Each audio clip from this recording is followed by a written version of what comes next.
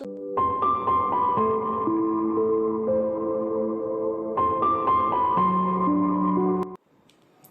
प्रिय साथियों, स्वागत है आपका एक और नई कहानी में। आज की कहानी बहुत ही मजेदार है और कहानी सुनकर आपको कितना मजा आएगा ये तो आपको कहानी सुनने के बाद ही पता चलेगा। तो चलिए शुरू करते हैं। एक बार एक पंडित जी को बहुत दिनों तक काम नहीं मिला, तो वे एक जाट से बोले, जाट देवता, आज तुम्हारे पिता मुझे सपने में दिखाई दिए। उत्सुक हो जाट ने पूछा, क्या कह रहे थे? पंडित जी बोले, कहते क्या, तुम्हारा हालचाल पूछ रहे थे।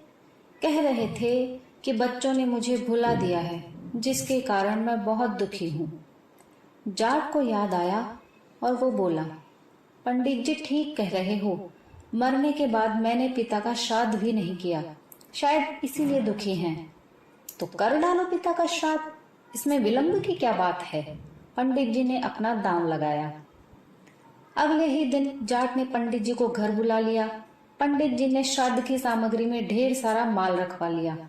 सोना, चांदी, भांडे, बर्तन से लेकर खाने पीने का सारा सामान।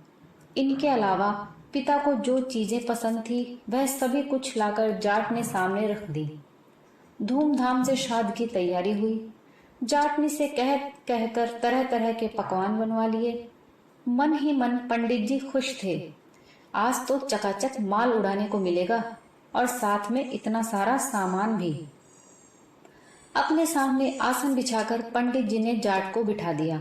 बोले, अब श्राद्ध शुरू करते हैं। इतनी देर तुम्हें इस बात का ख्याल रखना है कि जो मैं कहूंगा वही तुम्हें कहना है और जैसा मैं करूंगा वही तुम्हें करना होगा। जाट ने बात मान ली। दोनों आमने सामने बैठ गए। श्राद्ध शुरू हुआ। पानी की तरफ इशारा करते हुए पंडित जी जाट से बोले, आचमनी में जल लेकर पहले आचमन कर डालो। उसी तरह लोटे की तरफ इशारा करते हुए जाट भी पंडित जी से बोला, आचमनी में जल लेकर पहले आचमन कर डालो। पंडित जी बोले, भाई मैं तुम्हारे लिए कह रहा हूँ, आचमन तुम्हें करना है, मुझे नहीं। जाट ने भी वही दोहराया। पंडित जी परेशान हो गए। कड़क कर बोले, अरे मूर्ख, मैं तेरे लिए कह रहा हूँ, श्राद्ध तेरे बाप का हो रहा है या मेरे बाप का? अपनी कड़क आवाज के साथ जाट ने भी पंडित जी को डपट दिया। अब तो पंडित जी से न रहा गया। घूंसा दिखाते बोले, तू नहीं मानेगा। जाट ने भी अपना घूंसा तान लिया और पंडित जी को दिखाते हुए बोला, तू नहीं मानेगा। पंडित जी ने आव देखा न ताव एक तगड़ा हाथ जाट के कनपटे पर जड़ दिया।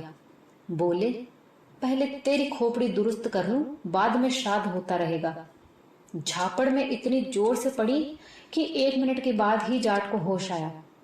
होश आने के बाद उसने भी अपनी बाहें चढ़ा ली और बदले में पूरी ताकत के साथ पंडित जी के गाल पर तगड़ा हाथ दिया।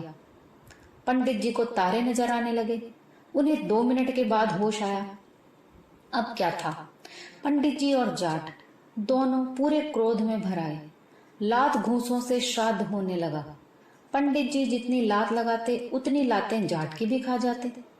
जाट के शरीर पर जिस जगह पंडित जी का घूंसा पड़ता उसी जगह पलटकर जाट भी उनके घूंसे धर देता। मन ही मन पंडित जी सोचने लगे, मूर्ख से पाला पड़ गया है। उन्होंने कई बार जाट को समझाया, लेकिन जाट की समझ में कुछ न आया। नतीजा यह कि बात पर बात बढ़ी और दोनों फिर से गुत्थम गुत्था होकर लड़ने लगे। कभी पंडित जी नीचे होते तो कभी जाट के नीचे होने की बारी आती। आपस में देर तक लात घूंसे और उठा पटक का दौर चलता रहा। आखिर मैदान छोड़कर पंडित जी को भागना पड़ा। प्रसन्न होकर जाट भी अपनी जाटनी के पास गया। जगह जगह से कपड़े फट जाने का कारण जाटनी ने जानना चाहा तो जाट ने बताया कि पंडित जी के साथ श्राद्ध कर्म करते हुए यह सब हुआ है। जाटनी ने पूछा, श्राद्ध तो अच्छी तरह से हो गया ना? जाट ने उत्तर दिया, बहुत अच्छा हुआ। अच्छा न होता तो मेरी ये हालत होती। पंडित जी ने कोई कसर नहीं रखी और मैंने भी पूरे जोर शोर से काम लिया। चलो अच्छा हुआ, लेकिन पंडित जी को कुछ दक्षिणा वगैरह दी या नहीं? जाटनी ने पूछा। दक्षिणा तो कुछ नहीं दिया। हम लोग श्राद्ध में इतने मस्त हो गए कि पंडित जी की दक्षिणा और भोजन का ख्याल ही न रहा। बेचारे पंडित जी बिना दक्षिणा के ही लौट गए। अब तुम ही थोड़ा कष्ट करो, एक बड़े थाल में भोजन और साथ में दक्षिणा पंडित जी के घर पहुंचा आओ, वरना श्राद्ध का कोई फल नहीं मिलेगा। सुनकर जाटनी खुश हुई। नहा धोकर उसने धुले कपड़े पहन लिए, एक बड़े थाल में भोजन रखा और पंडित जी के घर की ओर चल पड़ी। उधर पंडिताइन प्रतीक्षा में बैठी थी कि पंडित जी श्राद्ध करने गए हैं, लौटते हुए अपने साथ कई चीजें और बढ़िया पकवान भी लाएंगे।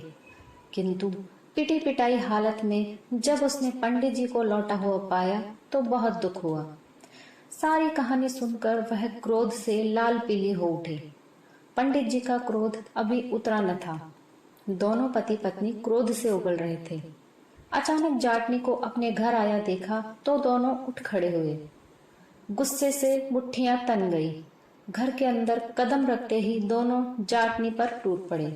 सारा क्रोध उस पर झाड़ दिया। जाटनी बेचारी चुपचाप उनकी मार सहती रही।